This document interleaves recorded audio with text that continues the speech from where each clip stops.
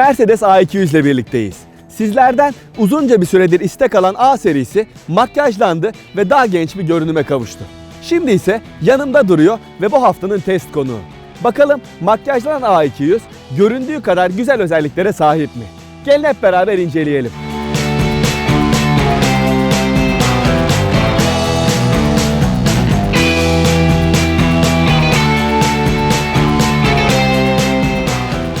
A serisini anlatmaya da her zaman olduğu gibi tasarımından başlayayım. Bir kere renkler ve zevkler tartışılmaz ama bence A serisi kompakt premium sınıfındaki diğer rakiplerinden, yani özellikle Audi A3, BMW 1 serisi ve Volvo V40'tan bence daha güzel gözüküyor. Bunda belli detayların payı var. Öncelikle bu AMG paketinde gelen tampon çok daha farklı bir dizayna sahip. Burada geniş hava girişinin olduğu ve kristal görünümlü panjur bence çok dikkat çekiyor. Ayrıca geniş havalandırmalara sahip alt bölümde dikkat çekmesini sağlıyor. Gelin bir de aracın yanına bakalım.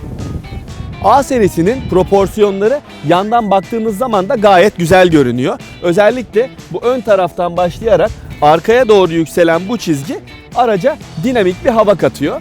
Tabii jantlardan da kısaca bahsedeyim. Bu aracın önünde de görmüş olduğunuz, jantların dış çeperinde de görmüş olduğunuz bu yeşil renkler Motorsport Edition diye alınan ekstra donanım paketiyle geliyor. Bu da Mercedes'in Formula 1 takımına, yani AMG Petronas takımına bir gönderme yapıyor burada. Gelin bir de otomobilin arkasına bakalım.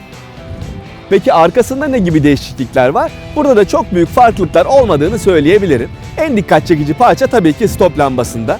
Dış tasarımında bir farklılık yok ama iç dizaynı değiştirildiği için arkadan baktığınız zaman A200'ün yenilenmiş olduğunu anlıyorsunuz. Tampon yine önde de olduğu gibi AMG tasarımından dolayı bu şekilde bir sportifliğe sahip. Yeşil renkte yine Petronas takımına gönderme yapıyor. Peki bagajda neler var, ondan da kısaca bahsedeyim size.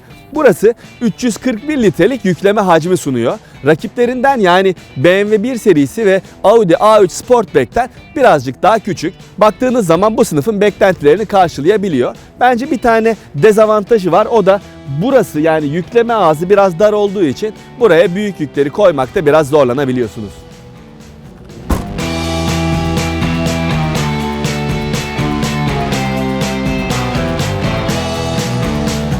A serisinin arka koltukları tabi boyutlarına dikkate alırsanız çok geniş değil ama burada bence iyi bir diz mesafesi sunuluyor.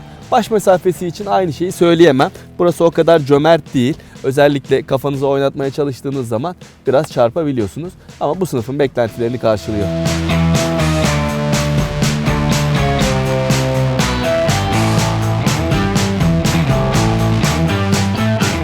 Şortla çekim yaptığım sıcak yaz günlerinden şu an olduğu gibi kar yağışlı soğuk kış günlerine geldik. Dışarıdaki çekim kısmı biraz zordu gerçekten, üşüdüm. Ama şu anda aracın içi sıcacık ve keyifli bir şekilde test sürüşüne burada devam ediyorum. Aracın içinin sıcak olması sadece kaloriferden gelen sıcak havayla değil, görünüm anlamında da bence burası sıcak. Ben A serisinin iç mekan tasarımını genel anlamda iyi buluyorum. Burada kullanılan malzemelerin kalitesi iyi. Üst taraf deri ile kaplanmış ve yeşil renkli dikişler var. Onun altındaki bölümde de karbon fiber görünümlü bir malzeme kullanılmış. Bence bunların hepsi göze hoş görünüyor. Burada orta konsolun tam ortasında büyük bir tane multimedya ekranı var. Güzel gözüküyor ama dokunmatik zannediyorsunuz. Dokunmatik değil. Onu ya buradaki kumandalardan ya da burada hemen elinizin altındaki ana kumanda menüsünden, düğmesinden kumanda edebiliyorsunuz. Makyajdan önceki A serisinde bu ekran biraz daha kalitesiz gözüküyordu. Daha küçük bir ekranı vardı, çözünürlüğü daha düşüktü ve açıkçası bana sorarsanız uzak doğu işi iPad'ler gibi gözüküyordu. Şu anda ise çok daha kaliteli bir yapıda. Yine de şahsen benim fikrimi soracak olursanız ben bu ekranın bu şekilde havada duruyormuş gibi yerleştirilmiş olmasını çok beğenmediğimi söyleyebilirim. Küçük eşyalarınız için A serisinin içinde bolca yer var. Vites seçimlerini direksiyon kolonu üstünden yaptığınız için burada bir boşluk ortaya çıkıyor ve buraya onun yerine bir tane kapaklı göz koyulmuş. Arkasında da 2 tane bardaklık var. Böylece küçük eşyalarınıza elinizin altında kolaylıkla yer bulabiliyorsunuz. Koltuklar eskiden olduğu gibi sportif bir tasarıma sahip. Kafa başlıkları da sırtlıkla birlikte. Aracın dışını anlatırken söylediğim gibi bu Motorsport Edition olduğu için koltuklarda ve diğer belli noktalarda da yine Petronas takımına gönderme yapılan yeşil renkler kullanılmış. Koltukların destekleri de iyi, sizi iyi bir şekilde sarıyor. Gelelim A200'ün motorine ve sürüş özelliklerine. A200'ün kaputunun altında 1.6 litrelik turbo beslemeli benzinli bir motor görev yapıyor. 156 beygir güç ve 250 Nm tork üreten bu motor 7 ileri çift kavramalı DCT otomatik şanzımanla kullanılıyor.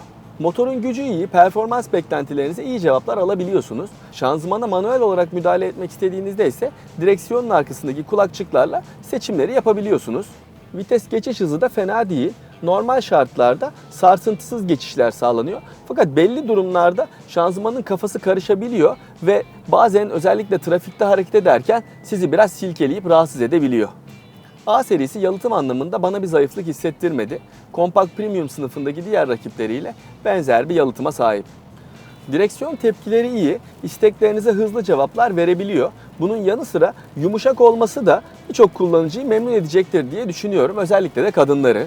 Yol tutuş konusunda da bence A serisi iyi işler ortaya koyuyor. Eğer limitleri fazla zorlamazsanız otomobil çizgisini kesinlikle bozmuyor. Ama çok hızlı girdiğiniz virajlarda önde motor ve önden çekiş nedeniyle tabii ki önden kaymalar yaşanabiliyor. Gelelim son olarak da yakıt tüketimi konusuna. Ben bu aracı 2 gündür kullanıyorum ve bu süreçte 150 kilometreye yakın mesafe kat ettim. Şu anda yol bilgisayarında bana 9.7 litrelik bir tüketim ortalaması gösteriliyor. Bu değerin şahsen gerçek bir ortalama tüketim değeri olduğunu söylemem zor. Çünkü bu kadar kısa sürede doğru bir tüketim değeri yakalamak bence pek mantıklı değil. Eğer siz bu güçlü motoru performanslı kullanmak isterseniz, hızlı kullanırsanız bu tüketim değerinin kesinlikle 10 litre seviyesinin üstünde olacağını rahat bir şekilde söyleyebilirim. Tabii bunun tam aksi şekilde eğer siz daha sakin kullanıyorsanız, uzun yolda bu aracı deneyimliyorsanız o zaman da bu tüketim değeri kesinlikle benim verdiğim değerin altında olacaktır.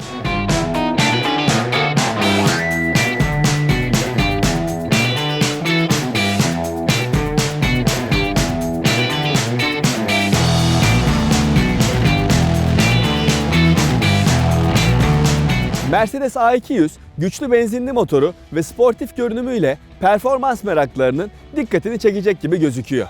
Konfor konusu ise biraz muamma. Eğer sizin süspansiyon konforu anlamında beklentileriniz yüksekse bence sınıftaki diğer rakiplere de göz atmanız faydalı olacaktır. Görüşmek üzere.